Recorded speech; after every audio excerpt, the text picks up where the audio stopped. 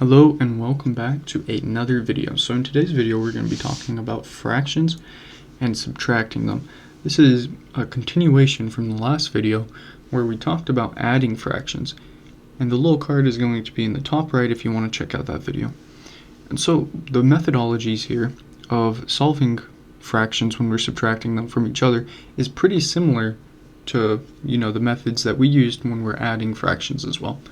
We're going to be looking for the common denominators again, using the least common multiples.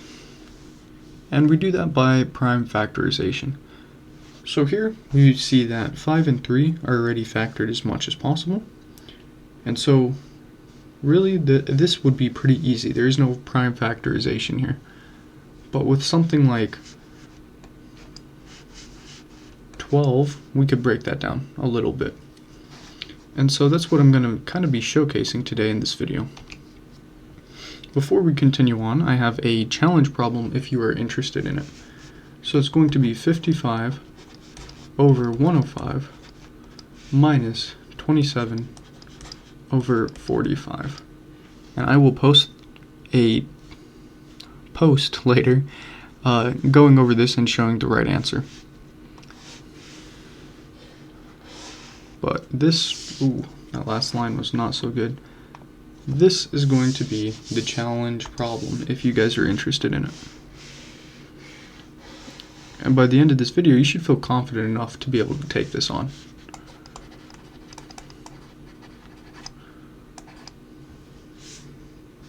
Alright, now let's get into some of these examples here. So here we would have 3 over 5 minus 1 over 3. And so we would look for prime factorization, and again, these are already factored as much as possible. So then we would try to get them to have the same denominator. And so we're looking for what the other one is missing. And so for this first one, 3 over 5, we're missing a 3. And so we could go ahead and multiply by 3 over 3, because that is equal to 1, since it's itself over itself. And then we do the same thing with the right hand side here.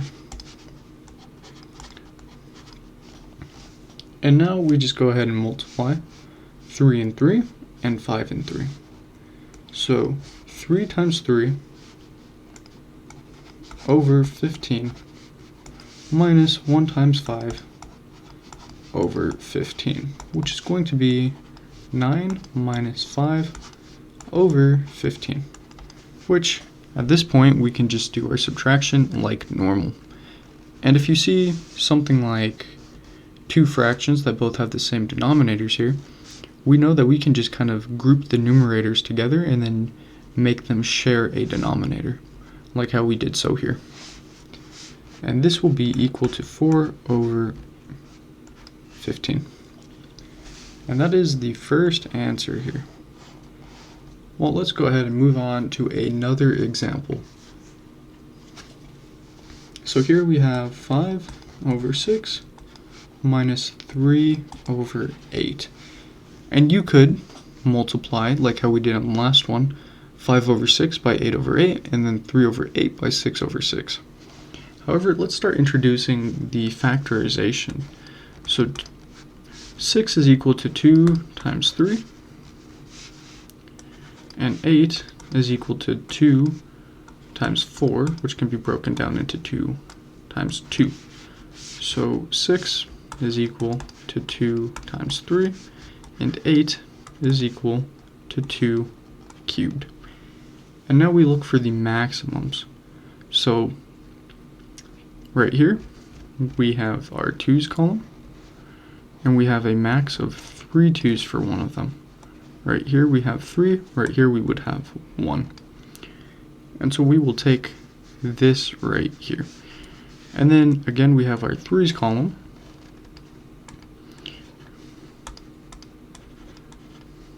And this is equal to 1. So you're allowed to do that anytime you have a base to the 0th power, it's going to be equal to 1. And so our denominator here will be equal to 2 cubed times 3, or 8 times 3, which is 24. And then we can grab whatever we're missing. If this is at all confusing, make sure to go back and watch our prime factorization video, as well as the least common multiples video. Both of those are extremely helpful here, doing subtraction and even addition for fractions. So here, we're missing 2 2's. So we're going to multiply the top and the bottom by 4. And then here, we're missing a 3. So we're going to multiply the top and the bottom by a 3. And so we get 20 over 24 minus 9 over 24, which is equal to 20 minus 9 over 24, which is then equal to 11 over 24. And then when you get your answer, make sure to look to see if you can simplify it any more than this. 11 over 24 cannot be simplified.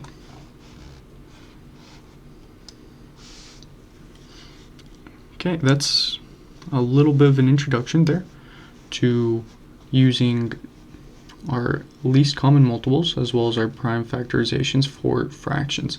Now let's go ahead and look at another more complicated example. So here we have 19 over 20 minus 13 over 36. And again, we're going to start with our prime factorization. So 20 can be broken down into 2 and 10, which can then be broken down into 2 and 5. So 20 is equal to 2 squared times 5.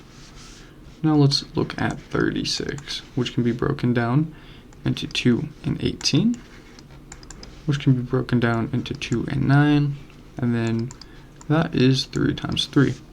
So 36 is equal to 2 squared times 3 squared. And so we're going to look for what we're missing, as well as to calculate our common denominator here in the beginning. So our common denominator is going to be the maximum of each of these, right? And we have a max of 2 squared, a max of 3 squared, and then a max of just 1 5.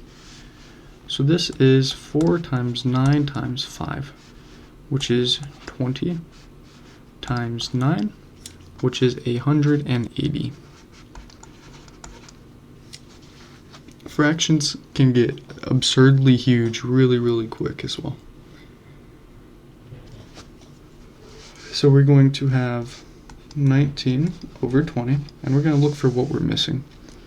We know we're missing 3 squared, or 9. And then we're going to subtract. And we're looking again for what we're missing. Here we're missing a 5.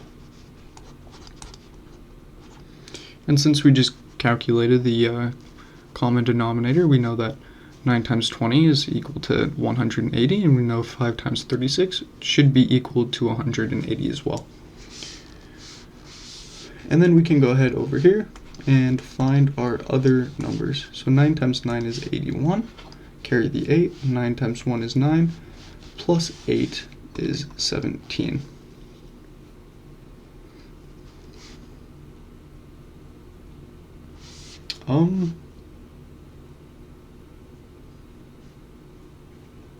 Let me make sure I did that right.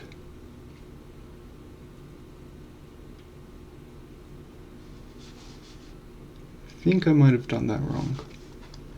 19 times 9, so 9 times 9 is 81.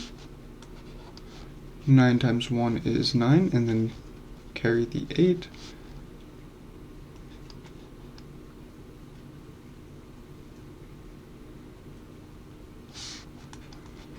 So we get 171 over 180. And then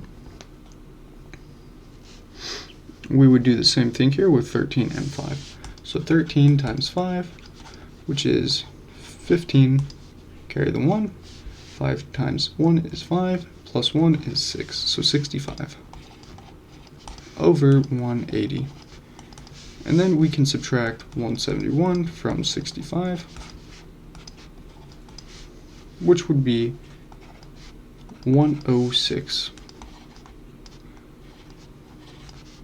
over 180. That is a 0 there. And so now, since we know what the prime factorization of 180 is, we can do the prime factorization of 106 as well. So 2, half of that would be 53, which don't think 53 is divided by anything there. So we can go ahead and cancel those 2's. So one of these 2's here, and this 2 we can cancel. And so we're going to write it as 2 times 53 over 2 times 2 times 3 times 3 times 5. And we're going to cancel one of these 2's. So we get 53 over 90. And that would be our answer for that problem there. Let's do one final example here. So we have 5 over 12 minus 21 over 30. And again, we're going to start this time by looking to see if we can simplify anything, which should always be the first step. So we know 21 and 30 are both divisible by 3, and we're going to start there. So we can go ahead and cancel these 3's. So this is 7 over 10. So 5 over 12 minus 7 over 10. And then we're going to do the prime factorization of both of these denominators to get a common denominator. So 12 breaks down into 2 and 6, which breaks down into 2 and 3. And then 10 breaks down into 2 and 5. So 12 is equal to 2 squared times 3. 10 is equal to 2 times 5. And then we look for our maximum of each columns. So here we have a max of 2 2's, 1 3, and 1 5. Let's go 2 times 2 times 3 times 5. So this is 40 times 15, or sorry, 4 times 15, which would be equal to 60. So our common denominator is going to be 60. And let's go ahead and multiply these then to get that, as well as our new numerators. So 5 over 12 times, and we're missing a 5 here, so we're going to multiply by 5 over 5 minus 7 over 10, and here we're missing a 2 and a 3, or 6 over 6. So this would be 25 over 60 minus 42 over 60, which would be negative 17 over 60. And these do not share any prime factorizations. And that right there would be how you solve a fraction if your first number is smaller than your second number. And that was a quick guide to subtracting fractions. I hope you guys enjoyed, and I hope you learned something. And remember to look at the challenge problem later and participate in the post, which is going to have the answer. Thank you for watching, and bye.